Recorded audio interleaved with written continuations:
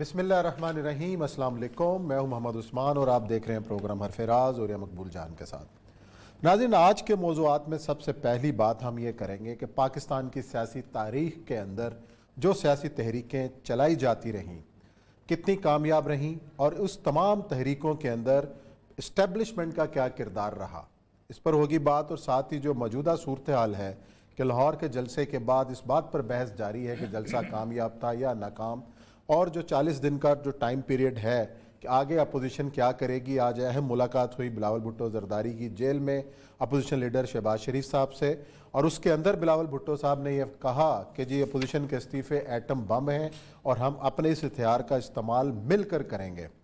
اور ساتھ ہی انہوں نے عمران خان صاحب کو الٹیمیٹم بھی دیا، اور پروگرام کے آخر میں خوشخبری کی بھی بات کریں گے کہ جو انٹرنیشنل ادارے ہیں میڈیا کے، وہ پاکستان کی ٹیکسٹائل کی صنعت کے حوالے سے اچھی خوشخبری دے رہے ہیں، اور یہ بات کہی جا رہی ہے کہ بہت ساری جو بند لومز تھیں وہ چل پڑی ہیں اور پاکستان کی ٹیکسٹائل انڈسٹری جو ہے وہ بنگلہ دیش اور بھارت کو پیچھے چھوڑنے والی ہے۔ اس کا جائزہ لیں گے کہ کیا واقعی ایسی صورتحال ہے۔ بڑھتے ہیں اپنے پہلے موضوع کی جانب۔ اور یہ سب پاکستان کی جو سیاسی تاریخ رہی ہے اس کے اندر جتنی بھی تحریکیں چلیں اور اس کے نتیجے میں حکومتیں گئیں یا نہ گئیں وہ الگ بحث ہے۔ کیا یہ تحریکیں اسٹیبلشمنٹ کی مدد کے بغیر کامیاب ہوئیں یا اس میں کیا کردار تھا اسٹیبلشمنٹ کا؟ مذاکرات کو ارینج کرانے میں اسٹیبلشمنٹ نے کیا کردار ادا کیا، اور آج بھی اگر یہ تحریک آگے جاتی ہے تو اس میں کوئی کردار ہے یا نہیں ہے؟ دیکھیں، دو تین چیزیں بڑی امپورٹنٹ ہیں۔ ایک تو یہ ہے کہ ظاہر بات ہے دنیا سن رہی ہے، اور میں چونکہ 30-32 سال ایک اسٹیبلشمنٹ کے ایک حصے کا کم رکن ضرور رہا ہوں، اور اس کی اوورآل پرفارمنس، اور وہ کبھی کسی زمانے میں سینئر پارٹنر ہوتا تھا۔ بالکل صحیح۔ اور اس کے اندر صرف یہ دیکھنا ہوتا ہے کہ کیا واقعی اسٹیبلشمنٹ جو ہے وہ موومنٹ چلانے کی اہلیت رکھتی ہے کہ نہیں رکھتی ہے، لوگوں کو موبلائز کرنے کی اہلیت رکھتی ہے کہ نہیں رکھتی ہے، یا جب موبلائز لوگ ہو جاتے ہیں تو پھر اس کے بعد اس کو کیش کر لیتے ہیں۔ اصل مسئلہ یہ ہے کہ پاکستان کو ہمیں جو پاکستان ورثے میں ملا ہے اس ورثے میں اسٹیبلشمنٹ ملی ہے۔ یہ لوگ ہمارے ہاں اکثر اوقات اچھا، اس ورثے میں بھارت میں اسٹیبلشمنٹ ان کو نہیں ملی؟ ملی ان کو کس قسم کی ملی؟ وہاں بھی ملی ہے، میں بتاتا ہوں، عرض کرتا ہوں۔ مسئلہ یہ تھا کہ وہاں پر سب سے امپورٹنٹ تین چیز یہ ہے کہ انڈیا پورے کے اندر جو پرائمریلی پولیٹیشین تھا اس نے بہت اچھی طرح بہیو کیا۔ نہرو نے سب سے پہلے آ کے یہ کام کیا تھا کہ وہ تمام جتنے بھی جاگیرداری نظام تھا جس سے اسٹیبلشمنٹ شروع ہوتی ہے اس کو اس نے ختم کر دیا تھا۔ پاکستان میں، مشرقی پاکستان میں وہ نظام ختم ہوا تھا، مغربی پاکستان میں رہ گیا تھا، اور اس کو بچانے میں سب سے بڑا کردار جو تھا وہ پاکستان کے سیاستدان مغربی پاکستان کے عطا کیا تھا۔ مغربی پاکستان میں جب لینڈ ریفارمز بالکل شروع میں ہوئی، لیاقت علی خان کے زمانے میں آغاز ہوا بات، تو پاکستان کے لوگوں نے ایک تنظیم بنائی تھی، انجمن حقوق زمینداران تحت الشریعہ۔ اچھا، اور اس کے سربراہ پتہ کون تھے؟ نواب زادہ نصر اللہ خان صاحب۔ ٹھیک، اور اس کے تحت مولانا مودودی ہمیشہ کہتے تھے کہ میں نے اس وقت اس کو، میری کتاب کو فائدہ دیا گیا، مسئلہ ملکیت زمین لکھی تھی، اس میں یہ تصور دیا گیا تھا کہ اسلام میں ملکیت زمین کی کوئی حد نہیں ہے، آپ جتنی چاہے رکھ سکتے ہیں، لیکن ریسٹرکشنز جو تھیں وہ کسی طور پر ڈسکس نہیں ہوئی تھی، کیونکہ ظاہر بات ہے ملکیت کا ایشو تھا تو انہوں نے اس کو ایکسپلائٹ کیا۔ پاکستان میں اس ذمہ داری نظام کو تحفظ ملا۔ پاکستان کی ساری اسٹیبلشمنٹ کی بنیاد وہ ذمہ داری نظام ہے۔ انگریز نے سب سے پہلے چونکہ فوج سے کام شروع کیا تھا، اور جس وقت انہوں نے ڈھاکہ کے اندر لا کے اسٹیبلشمنٹ شروع کی تو فوج ہی یہ کام کرتی تھی، اور فوج ہی سب کچھ، جو ایسٹ انڈیا کمپنی کی جو فوج ہوتی تھی۔ ایک زمانہ ایسا آ گیا کہ وہ اتنے کرپٹ ہو گئے، اتنے بددیانت ہو گئے 1773 کے آس پاس، کہ انگریز نے کہا کہ یہ ایسٹ انڈیا کمپنی کو وائنڈ اپ کرو، ہمیں فائدہ نہیں ہو رہا یہاں سے۔ صحیح، اس لیے فائدہ نہیں ہو رہا کہ ایک جو ایسٹ انڈیا کمپنی کا ملازم تھا، اگر وہ 1 کلو یہاں سے لے کے جاتا تھا گرم مسالے اور یہ چیزیں، تو 2 کلو اپنے بھی بیچ میں رکھ لیتا تھا۔ تو 77 میں لارڈ کارنوالیس کو بھیجا گیا کہ آپ کچھ کام کرو، تو اس نے کہا کہ نہیں، براہ راست جو ہوتا ہے نا فوج کا آدمی، وہ عوام کے ساتھ ڈیل نہیں کرنا چاہیے، ایک سول سروس بنا لینی چاہیے۔ تو 77 میں ایک سول سروس بنائی گئی، اور انہوں نے کہا کہ اس کو کچھ آگے بڑھائیں۔ 1857 کا جو ہے 1857 کی جنگ آزادی، اس جنگ آزادی میں ہوا یہ کہ عام آدمی اور گورے کے درمیان کوئی حد فاصلے نہیں تھی. یعنی جس وقت تو انہوں نے کہا نا افواہ پھیلی کہ یہ سور کی چربی والے کارتوس ہیں، جب یہ گائے کی چربی والے کارتوس ہیں، تو اس وقت سمجھانے والا کوئی نہیں تھا. وہ انگریزی بولتے تھے، یہ پنجابی بولتے تھے، یا تامل بولتے تھے، یا اردو بولتے تھے. صحیح. تو اس وقت پھر پاکستان کی ہمارے ہاں کہ کالا نماز، کالی اندر سے گوری سول سروس وجود میں ہے. انہوں نے ایک اسٹیبلشمنٹ بلڈ کی. انہوں نے کیا یہ کہ فار ایگزامپل ایک علاقہ ہے، فار ایگزامپل سرگودا. انہوں نے دیکھا کہ نون فیملی جو ہے بڑی انفلوئنشل تھوڑی سی ہے، لیکن اس کو اگر ہم سپورٹ کریں، نہری زمینیں ان کو دیں، باقی چیزیں کریں ان کو، تو یہ بڑی پکی طاقتور چیز ہو جائے گی. اس طرح ٹوانا فیملی جو ہے وہ اس کو دیکھ لیا، اس طرح بگٹی کو دیکھ لیا، مینگل کو دیکھ لیا، زرداری کو دیکھ لیا، لغاری کو دیکھ لیا. ان ساروں کو، یہ سارے اپنے طور پہ ٹھیک تھے، ان کے کلین بڑے بڑے تھے، ان کو سرکار کی زمینیں ملی. زمینیں ملنے کے ساتھ 2-3 اور کام ان کو دیے گئے. ایک تو یہ ہے کہ ان کے اندر سے لوگوں کو فوج میں بھرتی کیا گیا. ایک تو عام فوجی ہوتے تھے، ان کا بندہ کیا ہوتا تھا؟ Honorary captain, honorary colonel. پھر ان کے بندوں کو آنرری سول سروس میں رکھا گیا، ریزیڈنٹ مجسٹریٹ، آنرری مجسٹریٹ، فلانا مجسٹریٹ، یہ وہ، تاکہ لوگوں کا اگر چھوٹا سا بھی کام ہو تو ان کے ساتھ پڑے. صحیح. وہ جب لوگوں کو کام پڑنے لگا، کچہریوں کا کام بھی انہیں کے تھرو ہونا تھا، ذیلدار بھی یہی تھے، ٹھیک ہے، اس کے بعد نمبردار بھی یہی تھے، تو لوگوں کے لیے ہم نے یہ مقبول ہوتے گئے. اور پھر اس کے ساتھ ساتھ انہوں نے، یہ تھی اسٹیبلشمنٹ جو 3 حصوں پہ بریڈ. اچھا، جو پہلی سیاسی تحریک چلی ہے پاکستان کے اندر، وہ کامیابی سے کس طرح ہم سب سے کنار پہلی ہوئی؟ تو 1948 کی مجیب الرحمان کی تھی بنگالی موومنٹ والی، آپ کو یاد ہوگا. 48 قائد اعظم کے زمانے میں، جس پہ قائد اعظم پھر وہاں پہنچے تھے اور ان کا تھا national language will be Urdu and Urdu alone. اور وہ پھر دب گئی تھی کیونکہ وہ ایک کیفیت وہاں پر ایک بالکل زمانے کے اندر ہی ہو گیا ہوا تھا، کیونکہ وہ بنگلہ دیش جو بنگال تھے، بنگال کے اندر وہ تھے، کیونکہ ہم نے بھی نا 60s کے اندر آ کے ان کی لینگویج ایکسیپٹ کرنا شروع کیا. پھر دوسری بات یہ تھی کہ بنگالی ہم سے زیادہ ایکٹیو تھے، بنگالیوں نے اپنے ہاں وہ ختم بھی کر لیا ہوا تھا. بنگالی چاہتے تھے کہ ہم اس پورے پاکستان کے فریم ورک کے اندر آئیں، لیکن ہم لوگ نہیں چاہتے تھے. نہ ہمارا سول سروس کا بندہ چاہتا تھا اور نہ ہماری فوج چاہتی تھی. بڑی کلیئر کٹ. سول سروس کے میرے جو بزرگ ہیں وہ بتاتے ہیں، اور بتاتے کرتے ہمیں دیکھیں یہاں سے نکلتے تھے، لاہور سے اٹھتے تھے، چٹاگانگ میں جا کے، سلٹ میں جا کے نوکری کر رہے ہیں، فلاں جگہ جا، وہ جہاں آتے تھے لاہور میں کرتے تھے، ٹھیک ہے، فیصل آباد میں کرتے تھے، کراچی میں کرتے تھے، مہذب جگہ میں ہمیں پھر یہ تھا کہ بنگالی تیز تھے، وہ پاس کرتے تھے. دوسری چیز تھی کہ یہاں کے سول سروس کے لوگوں کو بنگالی میں امتحان پاس کرنا ہوتا تھا، ان کے لوگوں کو اردو میں. اردو تو سب کو آتی ہے، بنگالی پڑھنی پڑتی تھی. یہ عجیب و غریب سے کمپلیکس میں تھے. تو اس میں آپ دیکھیں کہ ان شروع میں اسٹیبلشمنٹ تھی، بیوروکریسی کا نام تھا. چودھری محمد علی بیوروکریسی سے آئے، محمد علی بوگرا بیوروکریسی سے آئے، ملک غلام محمد بیوروکریسی سے آئے، سول سکندر مرزا بیوروکریسی. آپ سارے کے ساتھ آپ دیکھیں، لیاقت علی خان جس وقت قائد اعظم نے جب 30 اس کے الیکشن 46 والے الیکشن جب ہوئے ہیں تو وزارتیں لینی تھی، تو انہوں نے کہا ہم مین وزارت نہیں دیں گے. قائد اعظم نے کہا تھا ہمیں دے دو داخلہ یا کچھ اور، انہوں نے کہا نہیں آپ نا وزیر خزانہ بن جائیں.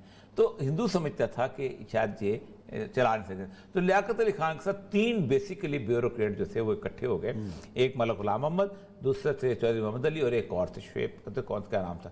ان تینوں نے کہا ہم بنا کے دے دیتے. انہوں نے ایسا بجٹ بنایا کہ جو کہ غریب آدمی کا بجٹ یہ حاوی ہو گیا.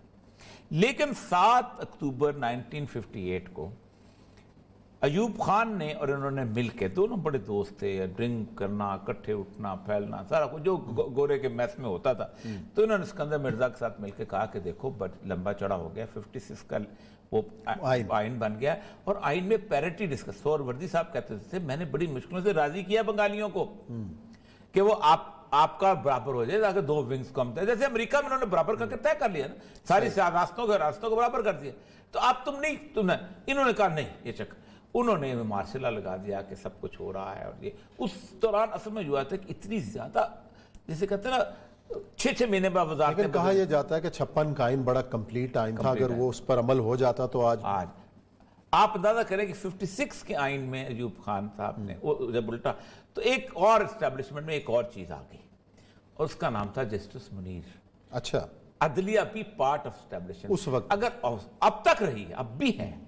پر اگر آپ یہ کہتے ہیں کہ اسٹیبلشمنٹ میں سے عدلیہ کو نکال دیا جائے تو عدلیہ تو ایک دم اسٹیبلش کو گرا دے 5 منٹ میں گر جاتی ہے. عدلیہ کے بغیر اسٹیبلشمنٹ نہیں چلتی. تو اس نے لکھا 7 کو چلے گئے مولوی تمیز الدین صاحب جب گئے, اس نے لکھا دیکھو بات سنو, طاقتور نے انقلاب لے کے آیا ہے تو جو طاقتور انقلاب لے آئے اس کی اپنی ایک جسٹیفیکیشن ہوتی ہے, ختم. اس نے کہا سکسیسفل ریولوشن از جسٹ, ختم بات. مغل بادشاہ حکومت کرتے تھے نا, کون کہتا ہے وہ غلط حکومت ہے؟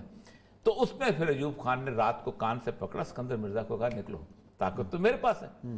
تو سول سروس میں بیوروکریسی جو تھی اوپر والی وہ جونیئر بن گئی. لیکن خرابی کیا ہوئی؟ خرابی یہ ہوئی تھی کہ سارے گورے ان کو پتا تھے. ان کو پتا تھا کس بندے کو تنگ کرنا ہے, کس کو کھڑا کرنا ہے, کس کو نیچے کرنا ہے, کس کو اوپر کرنا ہے. سارے گورے ان کو بلی درخت پہ چڑھنا کہاں سکھاتے ہیں. تو جرنیل پھر بھی ان کے محتاج رہے. وہ پوچھتے رہے کیا کریں, کون سا ایم این اے بنے گا, کس طرح کا. یہ پھر گائیڈنگ پرنسپل. پھر آپ دیکھیں قطب اللہ شہاب اس میں آ گیا, الطاف گوہر آ گیا, کیا کیا لوگ اس وقت ایوب خان کو, اگرچہ انہوں نے بڑا کام کیا لیکن انہوں نے پاکستان کے پولیٹیکل سٹرکچر جو تھا اس کو اپنی مرضی کے ساتھ چلایا. یہ اس طرح کے تیز لوگ تھے کہ الطاف گوہر صاحب لکھتے ہیں کہ ایوب خان جو تھا اس کے خلاف جب موومنٹ چلنا شروع ہوئی, جب پہلی پورٹنٹ موومنٹ 68 میں شروع ہوئی تو ہمیں پتہ چل گیا کہ مسئلہ خراب ہے. صحیح. جب خراب ہے تو ہم نے کہا ایوب خان کو کیسے پتا چلے گا کہ خراب ہے؟ اس نے کہا ٹی وی دیکھتا ہے, ٹی وی ہمارے کنٹرول میں, ریڈیو سنتا ہے, ریڈیو ہمارے کنٹرول میں. لیکن ان کی ایک ہیبٹ تھی کہ صبح صبح پاکستان ٹائم ضرور پڑھتا تھا. تو پاکستان ٹائم جو تھا وہ بیسیکلی چھپتا تھا, تو اس میں آپ کنٹرول نہیں کر سکتے تھے. بڑے البتہ ظہیر بابر صاحب ہیں, فیض ہے, سب لوگ ریڈر تھے. انہوں نے ایک پریس خریدی پنڈی میں. اس پریس کے اندر ایک علیحدہ ایک اخبار, ڈمی پاکستان, ایک صرف ایک ڈمی پاکستان جو ایوب خان کو سپلائی ہوتا تھا. اور آپ دیکھیں کہ اس واقعہ دیکھیں کہ اتنا اس بندے کو گھیر لیا تھا کہ ایک دن وہ اپنے گھر میں. اچھا یہ ریت آج تک قائم نہیں ہے کہ سب اچھا کی رپورٹ اوپر جا رہی ہوتی ہے؟ یہ میں مزداف جو فائل دیتے اس میں آپ حیران ہوں گے کہ ایک وہ بیٹھا تھا تو رستے میں اس کے بچے جو چھوٹے سے پوتے ہوتے جو تھے, شاید اختر ہو یا غور, تو انہوں نے ایک جھنڈا پکڑا ہوا تھا تو اس میں ایوب کتا ہائے ہائے, ایوب کتا ہائے ہائے کر رہے. تو اس نے کہا تم نے سنا کہاں سے ہے؟ اس نے کہا گلی میں, ہر گلی میں یہ ہو رہا ہے. تو آپ بھی جلوس نکالتے ہیں. تو ان کو یہ نہیں پتا تھا کہ ایوب جو ہے ان کا دادا ہے یا کوئی اور ہے.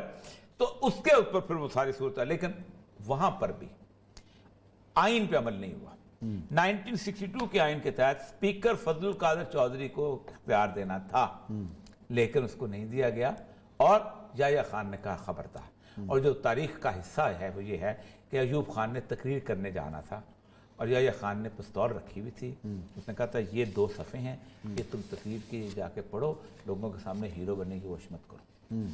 کیوں؟ اس لیے کہ ایوب خان صاحب نے وردی اتار دی تھی اور فیلڈ مارشل بن گئے تھے اور ایف ایم لکھا کرتے تھے اپنے نام کے ساتھ. ان کو ان دن اندازہ ہوا کہ یہ صورتحال ہے. اچھا جو اب یہ اس کے بعد تازہ ترین صورت, اس کے بعد نہیں, اس سے پہلے جو تحریک نفاذ جو تھی نظام مصطفیٰ, اب دیکھیں سب سے اہم ترین جو موومنٹ چلی ہے وہ 1977 کی چلی. آج کے لوگ مجھے کہتے ہیں کمپیئر کرو, تو میں حیران ہوتا ہوں کہ کوئی کمپیریزن ہی نہیں ہے. آپ اندازہ کریں کہ پورے کے پورے جلسے ہم نے اٹینڈ کیے ہیں, کوئی اپنے لیڈر کا نام نہیں لیتا تھا کہ میرا لیڈر کیا ہے, کون سا ہے. حالانکہ آپ اندازہ کریں ولی خان جیل میں تھا, عطا اللہ مینگل جیل میں تھا, خیر بخش مریض جیل میں تھا, سارے لوگ جیل میں تھے. لیکن وہاں پر ہوتا یہ تھا کہ ہم نے بھٹو کے خلاف قسم کار جمہوریت کی, اور پھر اس کے ساتھ نظام مصطفیٰ کی موومنٹ تھے. وہ موومنٹ جو تھی اس میں 300-400 لوگ جو تھے وہ شہید ہو گئے تھے. یہ لاہور جو تھا ایک آتش فشاں بن چکا ہوا تھا.